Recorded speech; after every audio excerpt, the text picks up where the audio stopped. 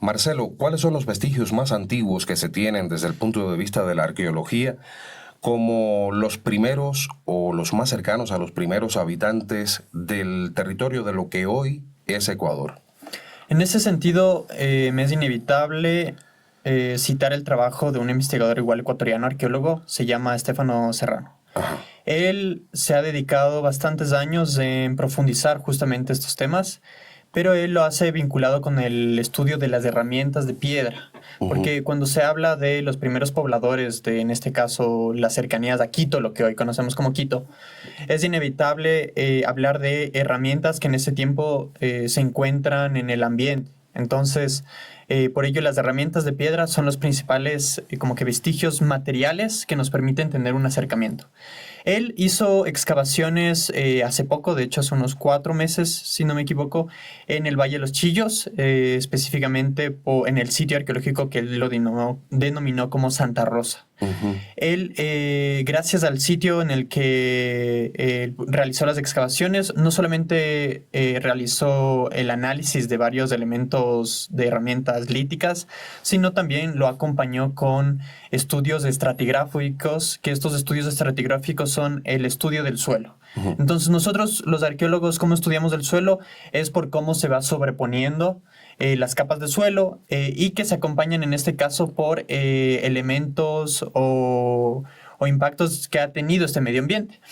En este caso que tenemos una aproximación bastante directa con varios volcanes, que sería el del Pasochoa, el del Rumiñahui y el del Cotopaxi.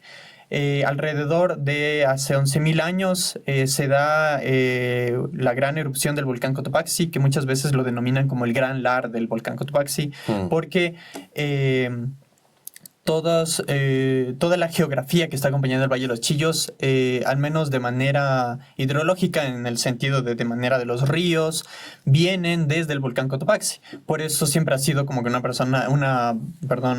zona de bastante peligro en caso de erupción hasta ahora. Claro. Pero en ese tiempo, cuando se realizó la gran erupción, fue arrastrando todo material volcánico que desembocó en los ríos y por ende se generó todo este material como tipo lodo, Ujú. lava, una mezcla.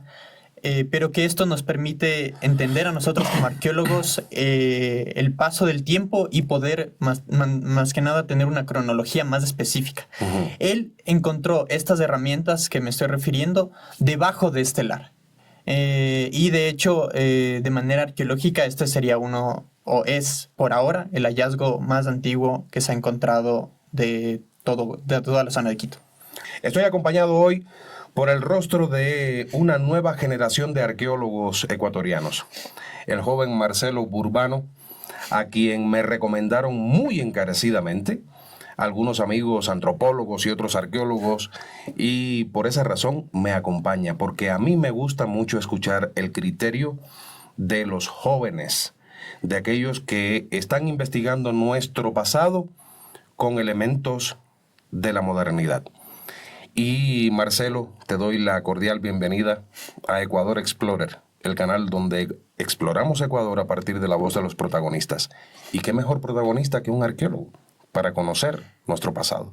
Lamentablemente muchas personas miran a la historia a partir de aquello que aparece en los libros más antiguos. Y lamentablemente existe un sesgo de que la historia ecuatoriana comienza por ahí, por la época de los incas.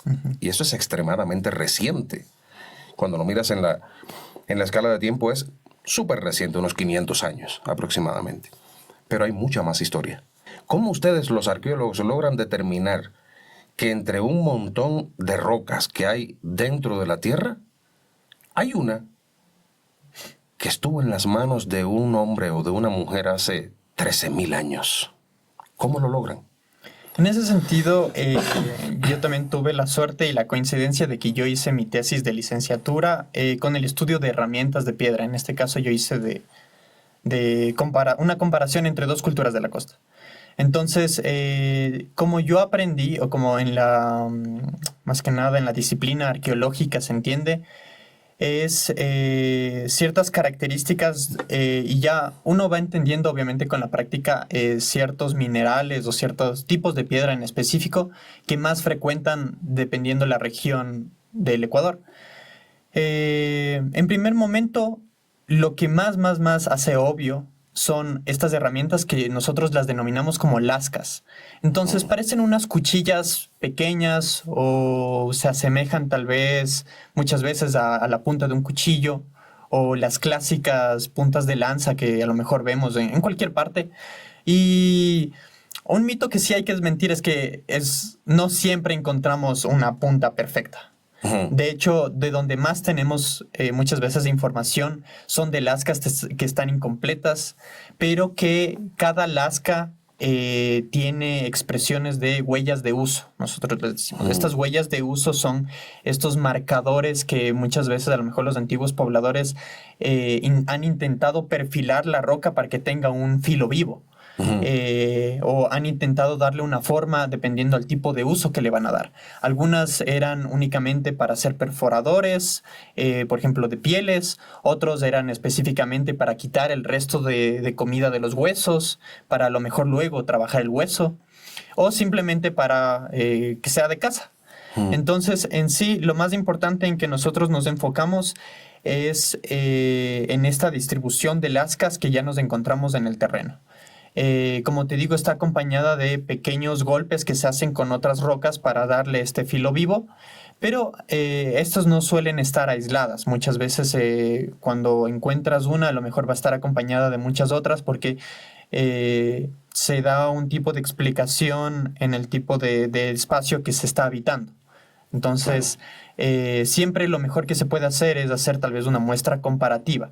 No siempre todo fragmento de roca que se asemeja a una cuchilla es una lasca. Entonces eso también hay que tener en cuenta. Lo mejor que se puede hacer es comparar para ir determinando, dependiendo de cada zona, de cada sitio, de cada contexto arqueológico, cómo se va definiendo el material que vamos encontrando. Yo quiero conocer cosas muy elementales. Los ecuatorianos de hoy, por ejemplo, van a cocinar su comida y te lo digo por mí mismo, solo aprieto un botón y ya una chispa me prende el fuego. O si no, llevas una fosforera en el bolsillo o el fósforo, o sea, montones de formas de producir el fuego que son súper sencillas, muy fáciles. Pero cuando miramos atrás decimos, sí, aquellas personas se cocinaban la comida y todo. Pero ¿cómo un arqueólogo puede saber cómo producían el fuego esas personas hace tantos miles de años? En ese sentido, creo que lo mejor es muchas veces hacerse la pregunta a uno mismo. Si es que yo, por ejemplo, me teletransporto hace 10.000 años y estoy en esta zona de Quito, ¿qué usaría yo para intentar hacer fuego? Porque muchas de las preguntas de arqueología se responden del entorno en el que nosotros mismos habitamos, porque a lo mejor fue bastante parecido. A lo mejor sí presentó ciertas diferencias en torno a el clima. A lo mejor hace 10.000 años estábamos saliendo de una glaciación o estamos ahorita teniendo unas temperaturas mucho más altas, pero en general el medio ambiente en el que habitamos es bastante similar. En primer lugar, nuestros registros arqueológicos para determinar la presencia de fuego puede ser alimentos carbonizados o en sí una presencia de carbón como tal. Cuando uno está haciendo una excavación y encuentra restos de carbón, muchas veces a lo mejor para alguien que no está tan familiarizado con la arqueología puede ser, encontraste carbón, pero para nosotros puede ser muchas veces elemental, porque gracias al carbón podemos nosotros datar una fecha no exacta, pero sí en un rango de tiempo bastante cercano. También en el tipo de cómo con la relación con la que tuvieron con el fuego es tal vez no se deslinda con lo que ya se nos presenta en los medios a lo mejor digitales, de que yo que sé, a lo mejor la primera relación con el fuego era un incendio natural. A lo mejor intentaron traspasar este fuego a un entorno más controlado, o luego ya lo controlaron con rocas. Por ejemplo, la geología del Ecuador está abundantemente con presencia de pedernal. el cual es una roca que permite una creación de chispa o de fuego bastante sencilla comparado con otro tipo de herramientas o de métodos que se utilizan para la creación de fuego. Obviamente el uso de la madera, la fricción, etcétera. Eso como herramientas o elementos de pobladores bastante tempranos. De ahí obviamente la relación con el fuego va cambiando y se puede ver, por ejemplo, los restos de hollín en las ollas, lo que también nos puede ayudar a determinar el diferente tipo de uso de diferentes ollas de cerámica o de diferentes formas, si es que hay muestra de su relación con el fuego o no, y por ende también lo que a lo mejor utilizaron dentro de estas ollas, qué alimentos, porque obviamente no todos los alimentos se utilizan de la misma manera, y también cada metodología, por ejemplo, análisis de polen o análisis de macrorestos o de fitolitos, no, ninguno de los tres se puede encontrar muchas veces en el mismo espacio, a veces sí, pero específicamente en los macrorestos se puede encontrar son estos restos de comida o de alimento que quedó carbonizado en las ollas, que estuvo directamente vinculado con el fuego. Mientras que, por ejemplo, si es que hablamos de frutas, muchas veces estas no se procesan en el fuego de la misma manera que a lo mejor otros granos. Entonces eso también hay que tener bastante en cuenta de que el fuego es una relación bastante cercana con nosotros.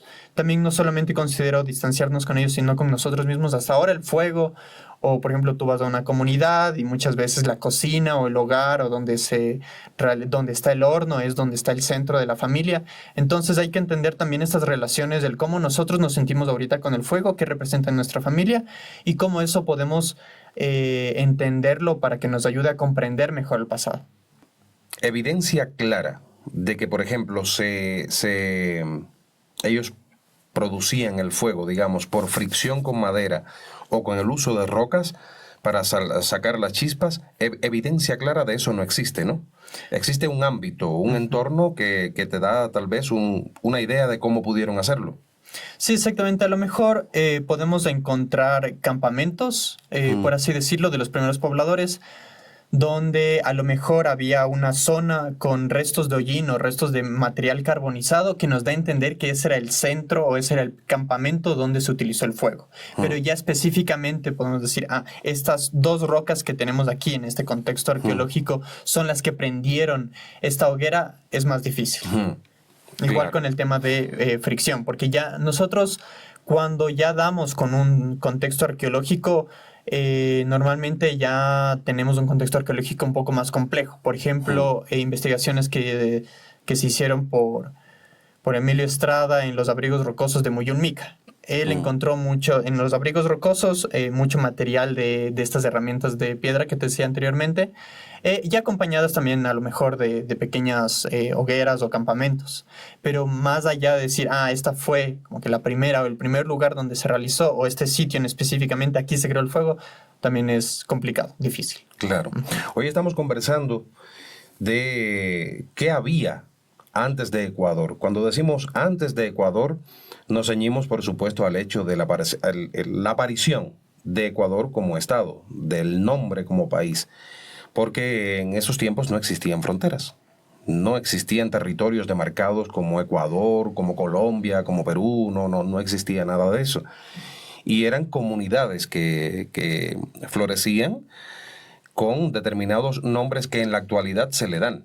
Porque los Valdivia, por ejemplo, se llaman los Valdivia porque se le puso ese nombre actualmente.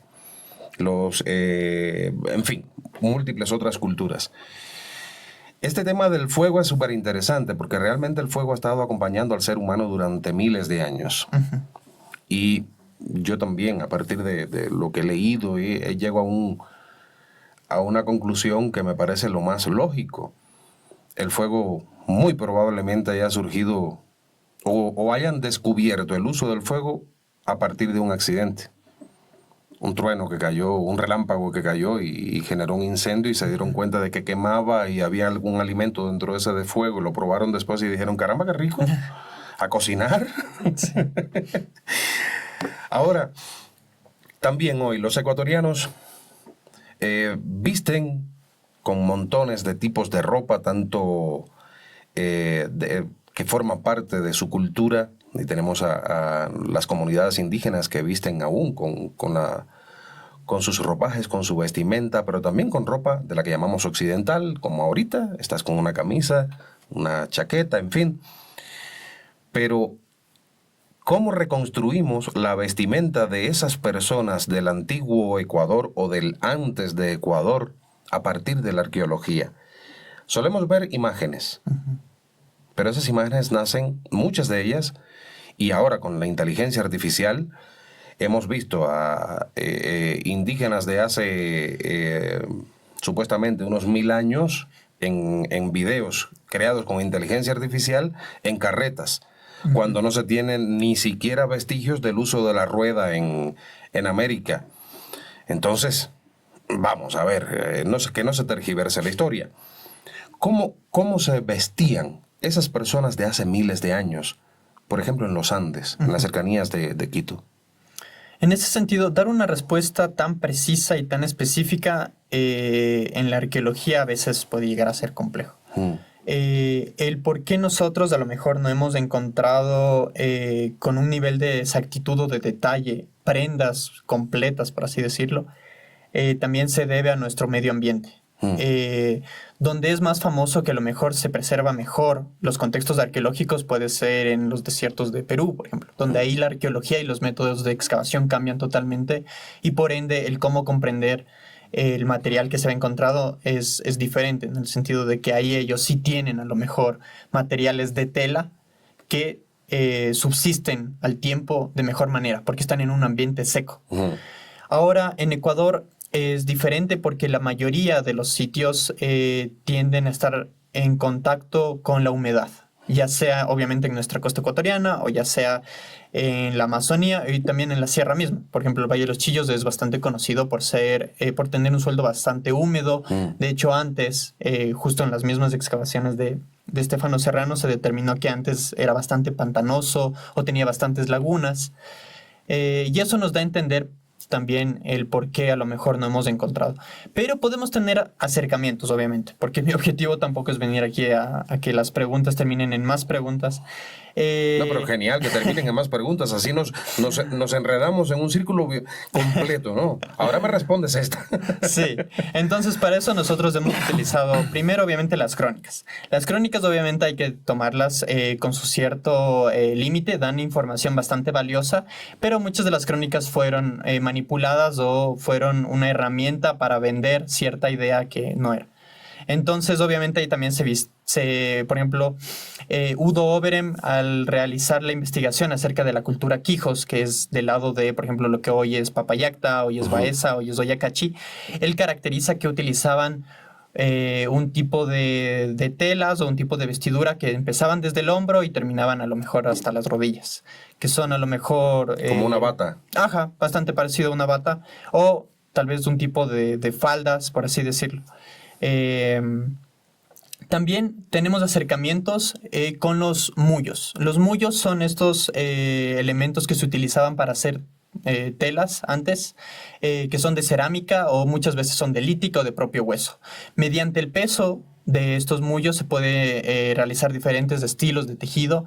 Y, por ejemplo, de hecho, uno de mis compañeros de carrera, Melanie Velázquez, ella hizo un acercamiento a cómo se utilizó en cambio los telares en la cerámica. No en la vestimenta, pero sí en la cerámica, y también siento que ayuda bastante a entender cómo funcionaba el telar en general.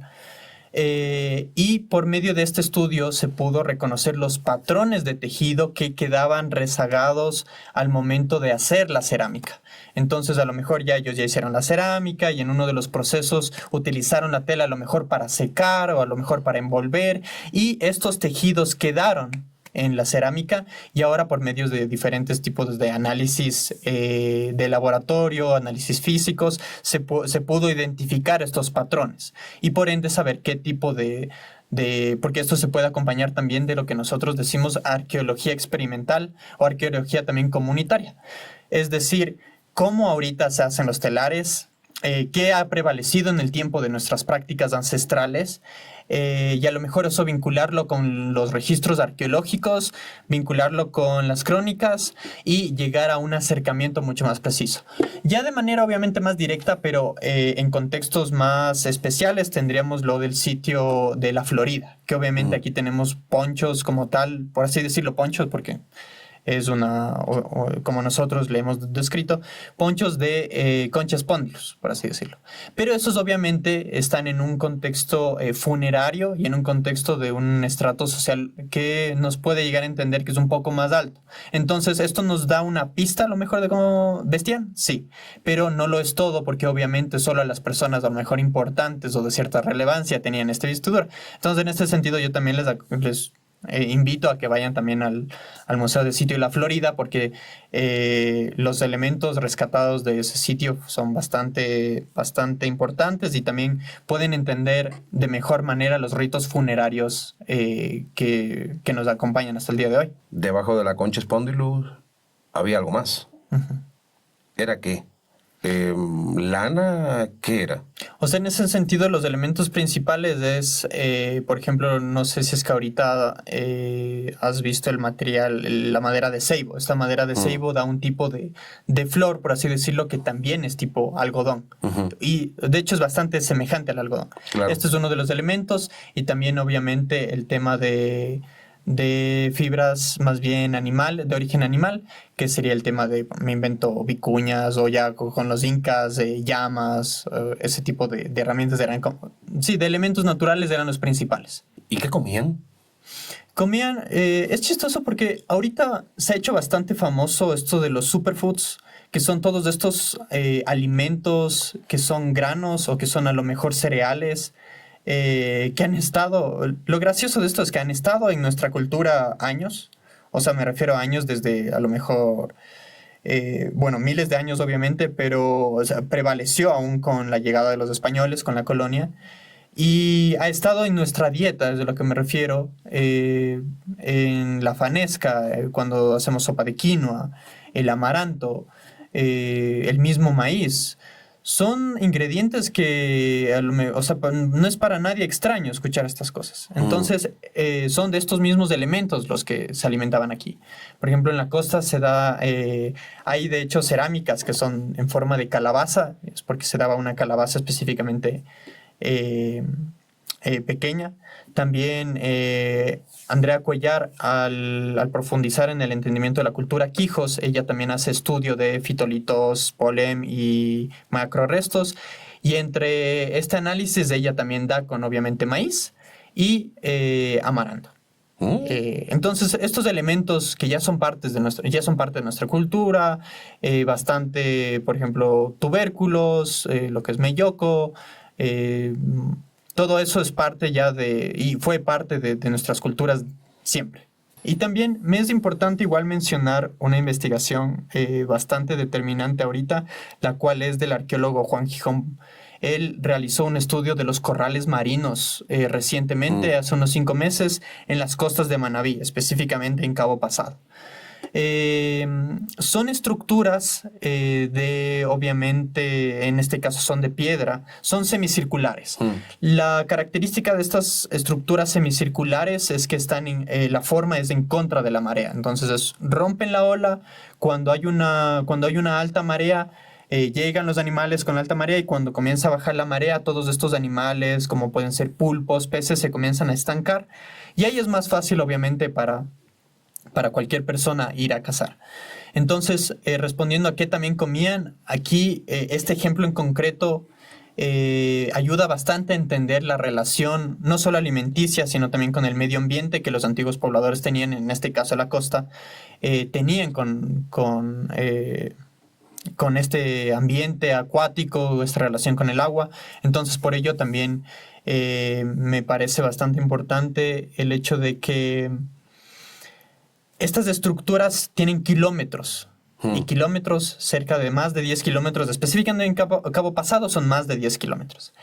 Pero hay que entender la monumentalidad, el por qué necesitas tanto alimento. ¿Por qué necesitas a lo mejor tanto tipo de pescado, tanto tipo de pulpo? O sea, lo único que uno puede pensar es que hay también una civilización lo suficientemente grande adentro que necesita todo esto. Entonces, acompañándolo y uniendo también con otro tipo de culturas, no solo de la sierra, también quería mencionar esa investigación que fue bastante buena. ¿Quito era un lugar de tránsito, como dicen algunos, o era un lugar de asentamiento real en la zona de lo que es el centro de Quito? Porque el Museo de Sitio está bastante apartado Sí. de lo que es el centro de Quito. En el centro de Quito se han encontrado vestigios de construcciones incaicas. Pero fue que los incas llegaron y construyeron encima de construcciones que ya existían de antiguas culturas, o las primeras construcciones que hay allí son de los incas. Es importante sacar a colación el estudio realizado por el investigador Frank Salmon. Él realiza un estudio bastante general de lo que se titula el libro Los señoríos étnicos de Quito, específicamente de Quito. Entonces, él obviamente lo que explica es que no había un centro tan grande como a lo mejor, un centro tan grande monumental como a lo mejor Cochasquí, que puede ser, es un sitio monumental enorme. Claro. Sino que eran diferentes grupos que estaban distribuidos por toda la meseta de Quito. También hay que vincularlo siempre con el carácter volcánico. Estamos rodeados de volcanes, a más no poder. Y entre esos contextos es importante mencionar la gran erupción que hubo en cambio del Quilotoa en el 1200 después de Cristo. Porque esto hizo que toda esta meseta esté influenciada por procesos de ocupación y desocupación constante debido a obviamente su relación con los volcanes. Entonces, por ejemplo, llegan los incas alrededor del siglo XV, 1400, mediados de 1400, 1450, 60, y ellos específicamente en la zona de Quito no encuentran lo que, por ejemplo, en el centro de Quito no encuentran sitios como tal, o al menos de lo que hoy tenemos conocimiento arqueológico, no hemos podido determinar un gran centro. Pero lo que sí van encontrando es esta distribución y esta unión de señoríos, por ejemplo, del norte, que muchas veces se los denomina, que era una red de caciques o de líderes que estaban distribuidos a lo largo de las dos cordilleras, porque está la cordillera que obviamente, por ejemplo, la primera cordillera que es la que nosotros habitamos, que es esta del volcán Pichincha, pero del otro lado tenemos todo por ejemplo, si es que vemos hacia el lado de Papayacta, ese es el otro lado de la cordillera, porque en esta parte de Ecuador se separa en dos. Entonces, en ese sentido, toda esta cuenca, todo lo que, por ejemplo, sería Checa, sería Pifo, porque recordemos que tenemos que deshacernos de la idea de que Quito es únicamente lo que conocemos hoy. En ese sentido, antes era toda esta red, estaba involucrada de lo que también es Checa, de lo que también es Tumbaco, de lo que también es Yaruquí, el antiguo aeropuerto, Tababela, Guayabamba. Todo era una red específicamente de intercambios, de habitar diferentes pisos ecológicos, porque por ejemplo Guayabamba es mucho más fértil, tiene a lo mejor mejores condiciones, tiene una mejor relación con el agua. Y por eso se da una distribución diferente a lo que uno esperaría. Esto no significa que no eran sociedades complejas. De hecho, recordemos que con el avance de la conquista inca, cuando ya, por ejemplo, conquistan a los caranquis y siguen avanzando, cuando ya recorrieron todo lo que hoy se conoce como Perú, cuando ya recorrieron todo eso, donde más tuvieron inconvenientes fue específicamente aquí en la zona norte, con las culturas de la zona norte. Claro. Del Ecuador. Entonces, por eso es mi importancia de que ya a lo mejor no había un centro que hemos descubierto por acá en el centro de Quito, pero al mismo tiempo ellos sí formaban parte de una red de asentamientos lo suficientemente fuertes, lo suficientemente planificados, lo suficientemente entendidos, complejos, que dominaban intercambios interregionales, como tú bien dijiste, con la costa, también con la Amazonía, para hacer cambios de todo tipo. Entonces creo que entendiéndole en ese sentido como una sociedad compleja que estaba distribuida en diferentes comunidades. o diferentes líderes es la mejor descripción que se puede dar. Mencionaste también un sitio que a mí me resulta fascinante y me encanta visitar.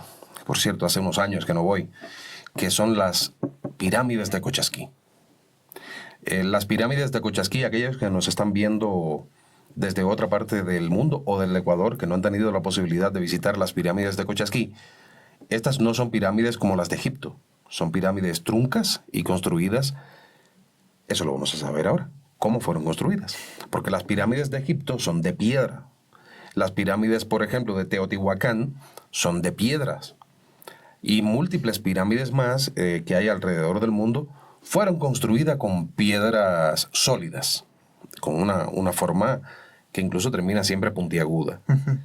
Pero estas tienen una característica muy especial. Son pirámides, obviamente, pero no son de piedra.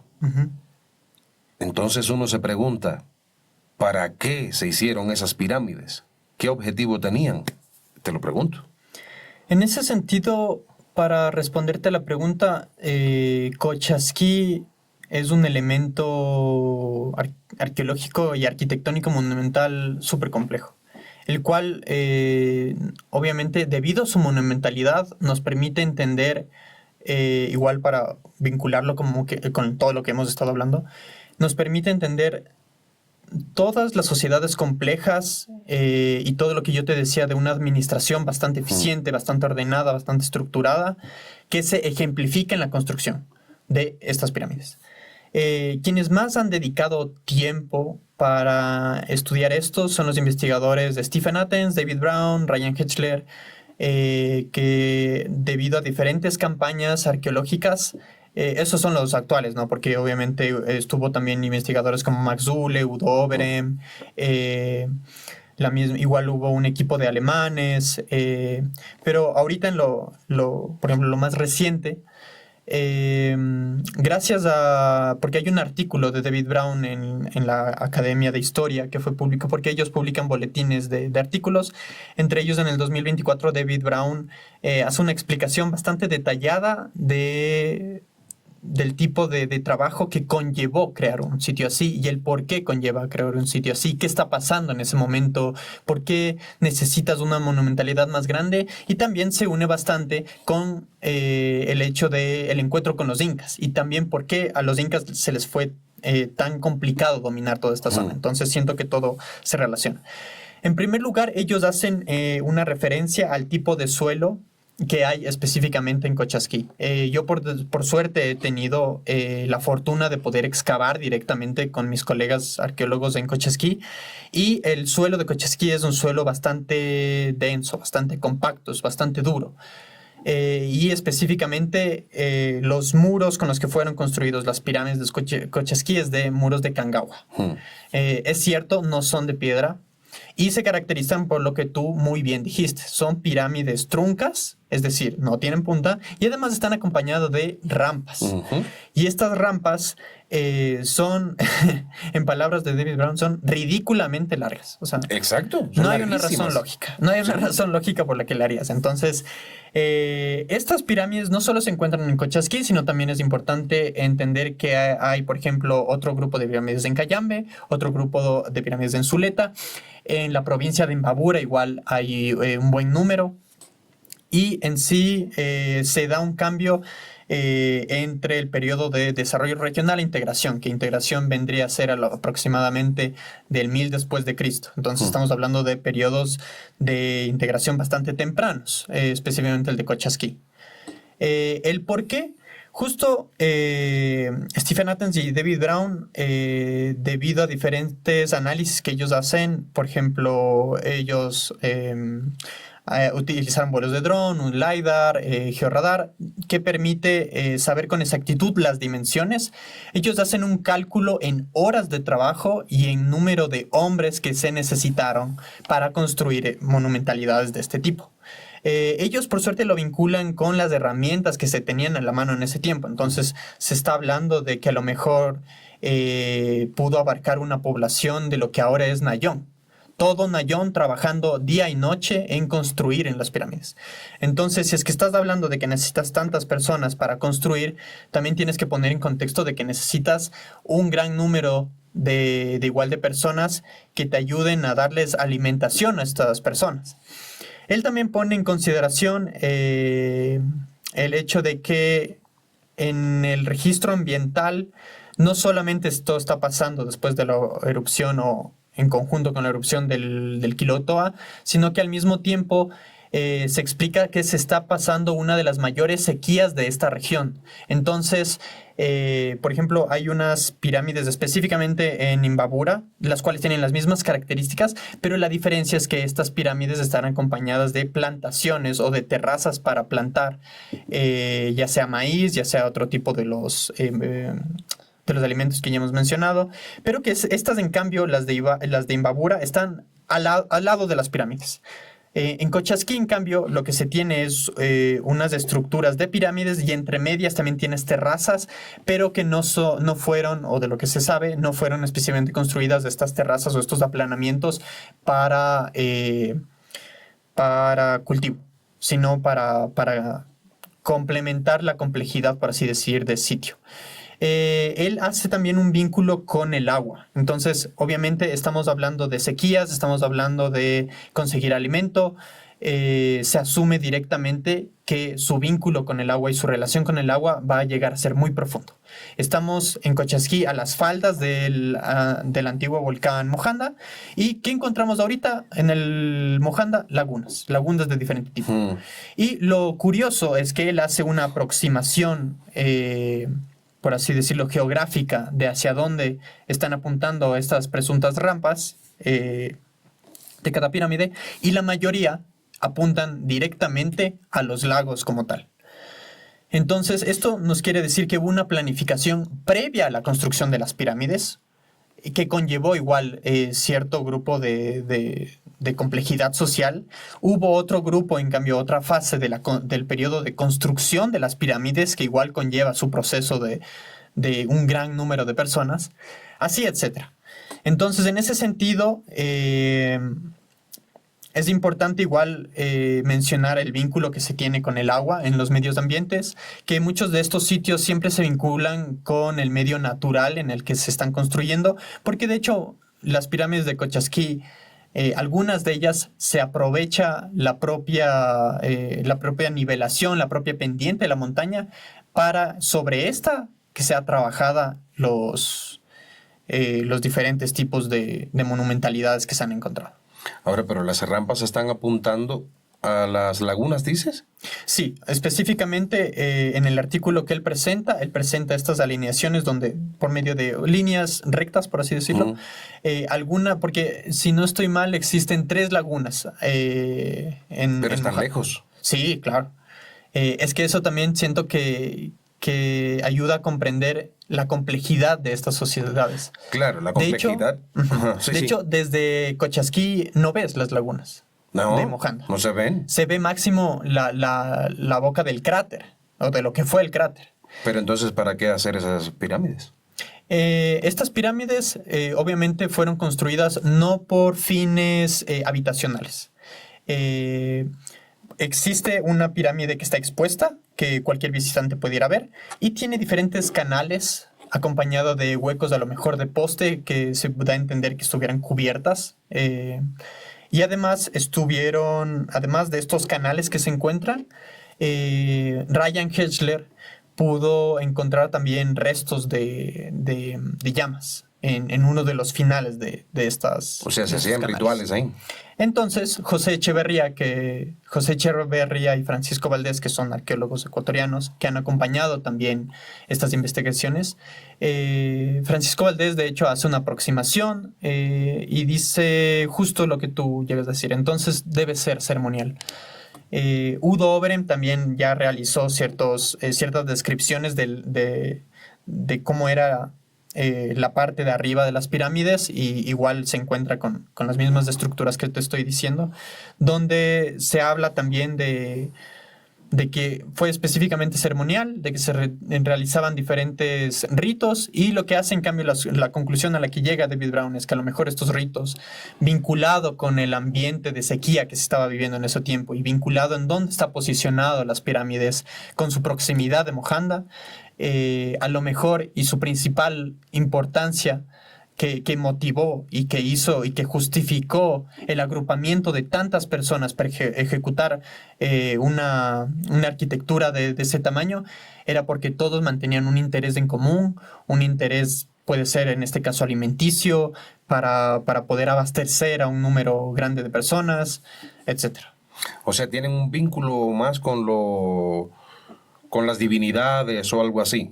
¿Me quieres decir con ello? Que se construyeron para eso, para hacer rituales, todas esas pirámides, porque son como 11 pirámides, ¿no? Sí, más que nada, donde más se ha podido confirmar la existencia de estos canales que te estoy diciendo son en las más grandes, que creo que son 3, son las más ejemplares. De ahí, obviamente, hace falta mucha más profundidad, por ejemplo, en la pirámide de Cayame, de Puntiachi. Que es más grande que las que están acá en Cochasquí. Exactamente, pero que a lo mejor no se ha realizado excavaciones a profundidad para conocer específicamente cómo estaba distribuida la base de esta pirámide. Entonces, con la información que se tiene de las de Cochasquí, se ha podido determinar que esas en específico fueron realizadas con fines ceremoniales, y de hecho hay unas, no pirámides, pero sí construcciones de tierra, igual de Kangawa, que en cambio tenían el fin funerario. En el desarrollo regional tenemos este tipo de contextos funerarios de los que tú dijiste antes, por ejemplo, el sitio de Florida.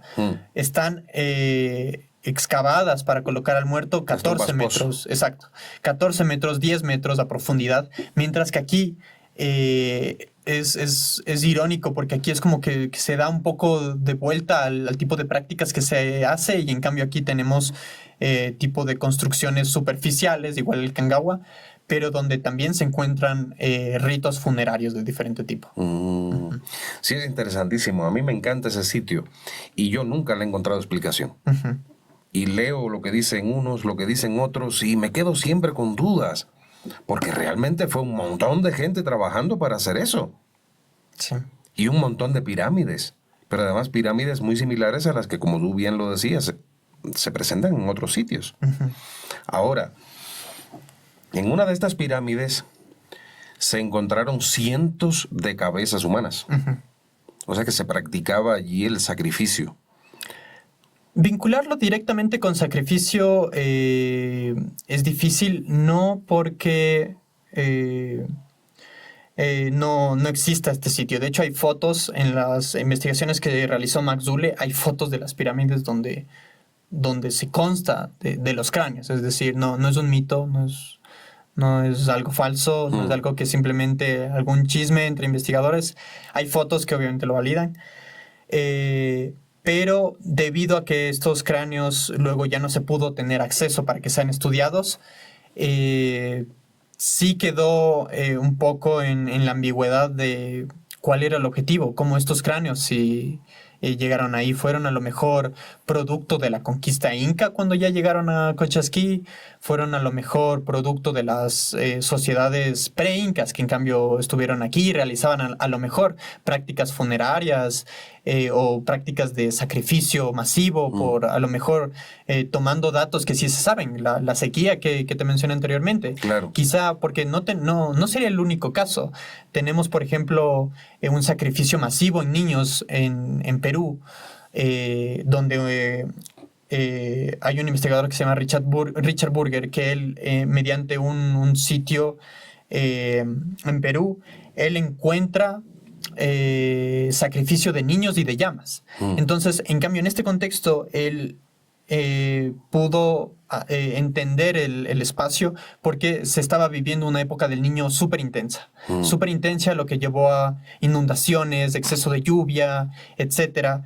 Y por qué se puede ver que hay un sacrificio masivo de niños es obviamente por los restos de hueso, y también se nota que estaban yendo prácticamente en contra de su propio interés, porque de hecho hay marcas en el lodo que quedó, por así decirlo, fosilizado, petrificado en el lodo, se ve que están como que evitando querer ir a un lugar.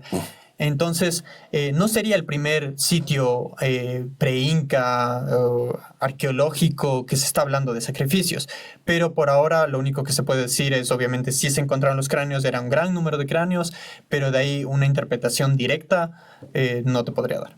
Cómo cambian las cosas, ¿no? En aquella época estamos enfrentando una sequía tremenda, tráeme a 100 para acá, raca, raca, raca, raca, raca. Sí, en la actualidad no es concebible algo así. Sí. Prácticas culturales que es difícil comprender desde nuestra mentalidad contemporánea. Ahora, para ir dándole un poco de cierre, porque yo sé que tú tienes tu tiempo y lo valoro y lo respeto, ¿se puede hablar de un Ecuador antes de Ecuador? Totalmente. Por ejemplo, te podría vincular diferentes temas. Por ejemplo, el Capañán. El Capañán ahorita atraviesa la mayoría de Ecuador, no absolutamente todo. Pero nuestro Capañán en Ecuador, tal como lo describe, por ejemplo, la UNESCO, es una red vial, no solo inca, porque muchas veces el Capañán se vende por ser inca, sino por esta red de caminos pre-incas también. Con la conquista inca, obviamente, ahorita lo que vemos nosotros en su mayoría es arquitectura monumental inca, pero esto se construyó en forma de imposición sobre lo que ya estaba. Claro. Es decir, redes viales que ya existían, caminos que ya existían. Entre eso, por ejemplo, la investigadora Aitana Piedra, la cual está haciendo su tesis de maestría en Loja, ella está haciendo un mapeo de sitios arqueológicos pre-inca, específicamente de Loja. Entonces esto ya, por ejemplo, esto ya es un acercamiento a lo que había en Ecuador antes de ser Ecuador. Por ejemplo, otro compañero, Mateo Subía, él está haciendo en cambio su doctorado, hicimos una visita al sitio Cerro de Hojas Jaboncillo. Es un sitio que a lo mejor en monumentalidad o geográficamente puede ser del tamaño del Ilaló, pero que todo es un sitio arqueológico complejo, donde se notan terrazas, son hectáreas de manipulación del ambiente con el fin de producir lo mejor que se pueda. Igual tenemos, por ejemplo, Upano. Upano, si es que lo comparas con una ciudad actual, es del tamaño de Otavalo. Claro. Entonces son ciudades enormes que tenían redes viales de intercambio extensas. Andrea Cuellar igual hace su tesis de doctorado en cambio en la zona que te dije anteriormente del Valle de Quijos, donde ella intenta comprender el asentamiento que tuvo este valle, y ella da a entender que sí hubo sociedades complejas que se asentaron en estas partes, y obviamente ahí la lista continúa. Otro investigador que está haciendo su doctorado entre Colombia y Tulcán es Juan Camilo Argotti, que en el caso de él está entendiendo en cambio las sociedades complejas que estuvieron en la zona del Carchi, que sería de la cultura Pasto, que la cultura Pasto, como en ese tiempo no había estas fronteras, se extendió en ciertas partes de Nariño, Colombia, y ciertas partes de Carchi y Tulcán, y todo esto también enfatizando de que todo esto es pre-inca. Todo esto ya existía. Todas estas culturas ya mantenían vínculos, contactos, intercambios.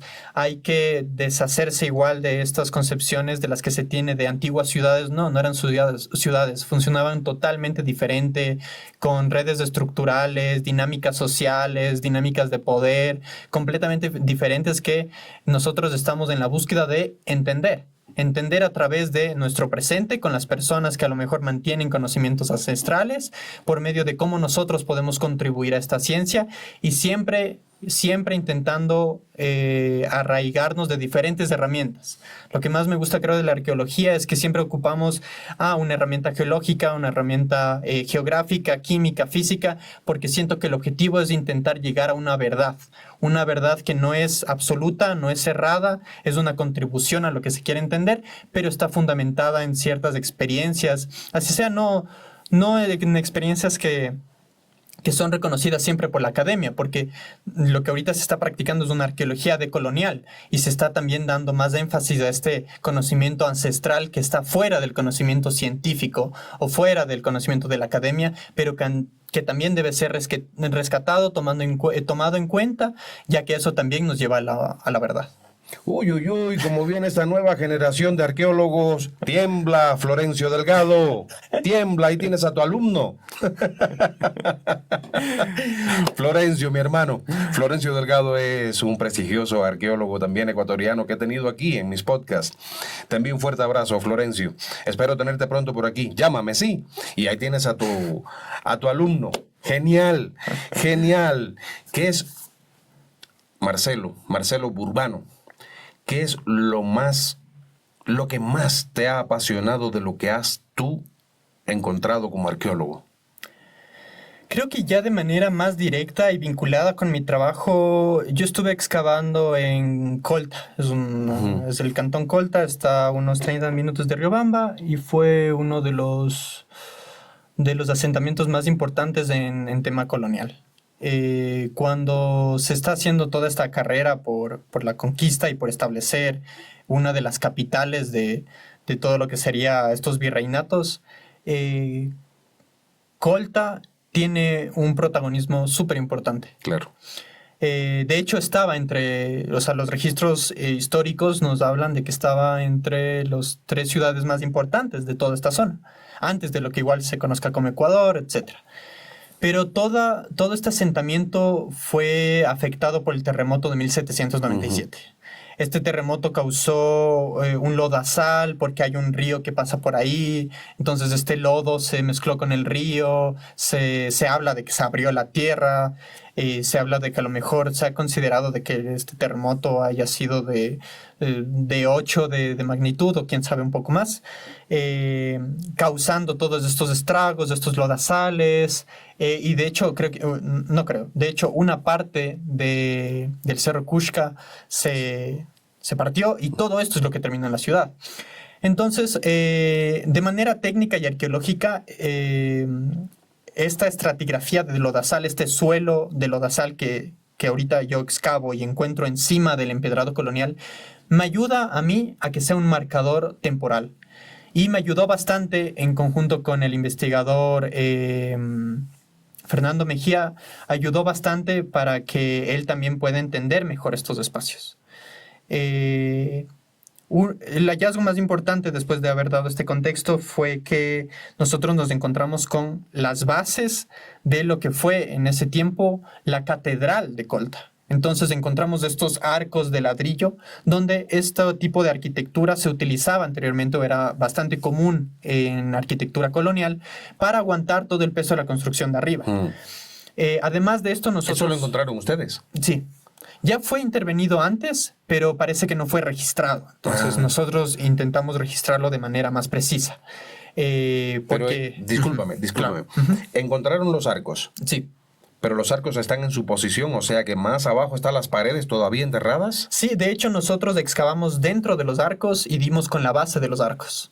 Donde también, o sea, varios metros. Sí, siquiera era aproximadamente de 3 a 4 metros de alto. Uf.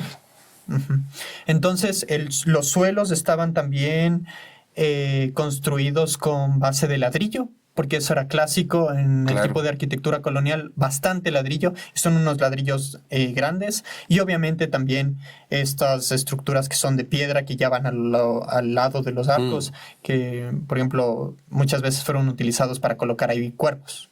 No sé. Claro. Eso encontramos nosotros, pero también nosotros encontramos bastante huesos de niños. Siquiera encontramos o identificamos 13 individuos. Obviamente este contexto ya fue alterado por alguna otra construcción previa del municipio de Colta, pero lo que sí pudimos encontrar o determinar es que a lo mejor en el caos después del terremoto de 1797 muchas personas no tenían dinero, no tenían los medios para enterrar a sus seres queridos. En ese tiempo la práctica religiosa del catolicismo estaba muy arraigada en la sociedad, claro. Obviamente era un centro político religioso súper importante. ¿Y qué es lo que la gente hacía? Era, mientras esté más cercano a la iglesia, un poco voy a garantizar de que esté más cercano de Dios, más cercano al paraíso. Entonces eso también son determinaciones que a lo mejor pudimos llegar al hecho de por qué encontramos tantos niños. A lo mejor eran niños que obviamente fueron afectados por el terremoto y las familias les enterraron cerca de aquí. También se habla de los registros arqueológicos y de los mapas coloniales de que había un cementerio cerca también. Entonces, quién sabe, y el cementerio estaba tan lleno que tuvieron que mover cuerpos. Eso creo que ha sido de los descubrimientos donde yo más de cerca pude estar, pude igual vincularme, pude desarrollarlo por mis propias manos. Y de hecho son investigaciones que aún los resultados quedan pendientes en ser analizados. Genial, pero que mira, qué interesante eso, qué interesante eso. Y de hecho, yo tengo gratos recuerdos de la zona de Colta, bueno, las lagunas, y de hecho la primera iglesia del Ecuador está allí, que es la de Valvanera. Y mientras me hablabas de las características, yo recordaba la iglesia de Valvanera, que es un testigo de aquella época, de hace 500 años. Es increíble. Y si mal no recuerdo, el piso de la iglesia de Valvanera es así, de ladrillos. Si mal no recuerdo, no estoy muy claro, ¿no? Sí, no, la verdad te mentiría, no recuerdo igual el peso de Valvanera, pero también es importante, hay otra iglesia que siento que no tiene la misma fama, pero que para mí es igual de importante, es la de la iglesia de la Virgen de las Nieves. Queda más abajo de donde está la de Valvanera, está el pueblo principal de Colta, uno ingresa, pasa el pueblo de Colta y llega donde está esta iglesia. No la conozco. Y en este caso es igual de piedra, pero en su fachada hay muchas piedras que se pueden lograr identificar, o se puede lograr decir que de hecho son Inca imperial. El tipo de arquitectura Inca imperial ya es específicamente cuando ellos ya llegan y se establecen en diferentes centros ya determinados de las conquistas que logran hacer. El Inca imperial, el tipo de piedra es una piedra completamente pulida, es bastante perfecta, como lo que se ve en el Cusco. Esa es una piedra bastante perfecta, simétrica. Muchas de estas piedras tan compleja y tan detallada no se ve aquí, pero sí se ve una cercanía como es esta del Inca imperial, que aún pertenece a la fachada de la iglesia de la Virgen de las Nieves, de lo que se puede a lo mejor argumentar que se reutilizó, hubo a lo mejor algún sitio importante en esta zona, no específicamente en Colta, sino a lo mejor en esta zona, etcétera. Marcelo Burbano, arqueólogo, miembro de la nueva generación de arqueólogos ecuatorianos que tienen la responsabilidad de hacernos viajar al pasado o de traernos el pasado al presente, tómalo tú como tú quieras, es uno de los responsables de hacernos entender de dónde venimos, quiénes somos y hacia dónde vamos. A ellos se suman también los antropólogos, los historiadores, pero como hablábamos antes de ponernos en cámara, en esa cadena que tú tienes y quiero que tú la expliques, en esa cadena para mí el arqueólogo es el inicio de todo ese estudio, porque es el que excava y encuentra. Y después, a partir de ahí, viene el antropólogo a reconstruir antropológicamente el pasado y el historiador a reconstruir también el pasado. Pero sin el arqueólogo no es posible. El arqueólogo es el que encuentra. Explícame cómo tú concibes todo esta cadena. De manera personal, a mí me gusta vincularlo con una teoría arqueológica que se llama arqueología del paisaje.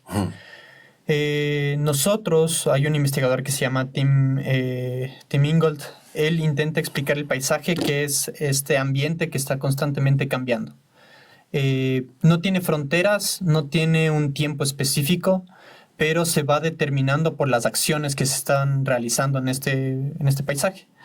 Él de hecho utiliza un ejemplo que es una pintura, que son un grupo de personas que están cultivando, algunas están descansando, otras están acabando de cortar el trigo, se ve una iglesia detrás, se ve un puerto, se ve una ciudad. Entonces él intenta explicar cómo nosotros entendemos la arqueología es de que podemos agarrar un elemento de este cuadro y obtener diferentes interpretaciones. Cogemos la iglesia y podemos decir que entonces este grupo de personas está vinculada a una práctica religiosa. Vemos a los trabajadores descansando, entonces podemos decir que hay una práctica de trabajo vinculada al trigo y vinculada a todos los campos de trigo que vemos detrás. Vemos caminos que este campo se unen con la ciudad de atrás, con el puerto, por ende podemos ver caminos que unen diferentes espacios, diferentes estructuras, ciudades, etc. Entonces, como yo lo entiendo, es que el arqueólogo, sinceramente, para mí es uno más. El arqueólogo no puede trabajar solo, es imposible. Y obviamente muchas veces se menciona a los antropólogos, a los historiadores, hasta, bueno, obviamente laboratorios de química cuando se quiere hacer algún análisis, pero para mí sí es bastante relevante siempre hablar y tomar en cuenta también a las personas que están en esos espacios. La mejor forma de entender un espacio y de entender cómo se relaciona con uno mismo es hablar con aquellos que lo habitan. Siempre es importante igual regresar a los saberes ancestrales, a las prácticas que a lo mejor hemos dejado de lado, tratar de entenderlas, qué significó para ellos, cómo ha cambiado para ellos estos espacios. Nosotros obviamente dar nuestro aporte en lo que no conocemos, ahí preguntar al antropólogo, ahí preguntar al historiador también, para que en conjunto poder llegar a determinar algo en específico, pero sí considero que lo más importante es que no se puede trabajar aislado, no se puede trabajar solo, y es algo que en arqueología considero que es esencial también desde el lado profesional y el lado personal, porque considero que todas esas experiencias son bastante enriquecedoras y que al fin y al cabo se ejemplifican y tienen su efecto en la discusión de los resultados. En el análisis que estamos dando, ahí se va a ejemplificar absolutamente todo, la relación que tuvimos con la comunidad, lo que ellos nos contaban, hasta los mitos más raros, más siniestros, o a lo mejor más miedosos, o que uno crea irreal, hasta eso es importante en estos espacios. De ahí obviamente lo vinculamos con fuentes históricas, algunos mapas coloniales, pero lo importante es no trabajar solo. ¿Qué es lo que tú anhelas descubrir en Ecuador? ¿Cuál sería ese descubrimiento que tú dirías, bueno, este es el non plus ultra de mis descubrimientos? Considero que es difícil escoger solo uno porque hay mucho que hacer. Hay un abandono actual de la arqueología por parte gubernamental, académica, etcétera, profesional. Somos pocos los arqueólogos. Entonces, escoger uno en específico es difícil, pero intentando aterrizar a la pregunta, mi afán sí es intentar comprender mejor a la cultura Quijos. Por ejemplo, fue una cultura que fue investigada por Udo Overem en el siglo XX, luego fue un poco más profundizada y caracterizada por el padre Pedro Porras, que también fue un arqueólogo ecuatoriano en los 70s, luego Andrea Cuellar realiza su tesis doctoral en el 2009. De hecho, Florencio también realizó ciertas excavaciones. Estefano Serrano también, él realizó unas excavaciones en Oyacachi, que también encontró presencia de la cultura Quijos. Ryan Hechler hace un artículo académico intentando entender como que Quijos quiénes, porque se habla de la región Quijos, del Valle de los Quijos, pero que tienen esta cerámica cosanga, que es una cerámica que se encuentra en toda la sierra centro del Ecuador. Es esta cerámica que también se vincula con culturas pasto, culturas caranqui. Entonces no existe un entendimiento tan específico, tan directo de lo que es la cultura Quijos, de cuáles eran sus bordes, cuáles eran sus límites geográficos, entender un poco más sus estructuras, porque ya fueron caracterizadas por el padre Pedro Porras, pero no han sido analizadas a profundidad. Entonces sí me interesaría cuál fue el borde, qué estaba pasando con los Quijos cuando la conquista inca se estaba realizando. Se sabe que ellos tenían una relación con los caranqui, con los pasto, pero ¿qué pasó en el momento en que llegaron los Quijos, los incas? ¿Se rezagaron? ¿A lo mejor participaron en algún tipo de lucha? Se desconoce sus límites, se desconoce la variedad de sus cerámicas, muchas veces se vincula con las culturas que ellos tuvieron relación. Entonces, en ese sentido, más es una respuesta personal.